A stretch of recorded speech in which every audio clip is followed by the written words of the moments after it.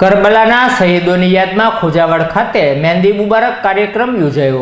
ખોજાવાડ ખાતે કરબલાના શહીદ હજરત કાસમ અને ઇમામ હુસૈનની યાદમાં મહેંદી મુબારક કાર્યક્રમ યોજાયો હતો, જેમાં મોટી સંખ્યામાં બહેનોએ ભાગ લીધો હતો અને ઇમામ હુસૈનના દર ઉપર કોઈપણ જાતની તેમની મુરાદ હોય તે મુરાદ માગવામાં આવી હતી અને જે લોકોએ ગત વર્ષે મુરાદ માગી હોય તેમણે તેમની મુરાદ પૂર્ણ થતાં ઉત્સવ મનાવ્યો હતો।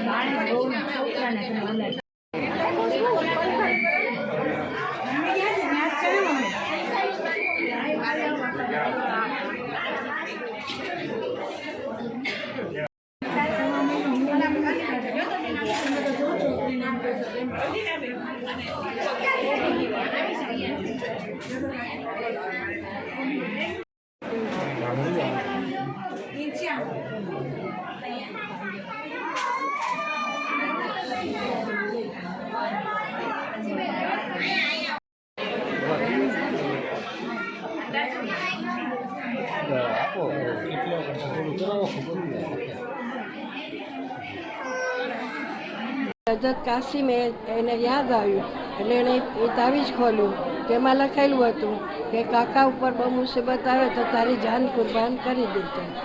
કે કાકા પર આનાથી વધારે મુસીબત કઈ હોય કે બધા એક પછી એક શહીદ થતા હતા। પછી કાકાની પાસેથી પોતે રજા માંગી। હવે એ દરમિયાન એના પપ્પાની એટલે કે ઇમામ હસનની વસિયત હતી કે ભાઈ કે મારા દીકરાની સાથે તમારા દીકરાની સાથે મારી દીકરીને શાદી કરજો એમ। તો હવે ત્યાં કરબલામાં તે લોકો પાસે કોઈ હતું જ નહીં, કશું જ બધું આ લોકો દુશ્મનોએ લઈ લીધું હતું, ખાલી નિકાહ પડાવી દીધા હતા। અને પછી ઇમામ હસન દીકરાએ રજા માંગી કે ભાઈ કાકા મને હવે શહીદ થવાની રજા આપો। પછી કાકા પાસેથી રજા લીધી અને મહેંદી ભરેલા હાથે, જેને આપણે કહીએ કંકણ બાંધેલા હોય એવા હાથે, એ છોકરા શહીદ થઈ ગયા।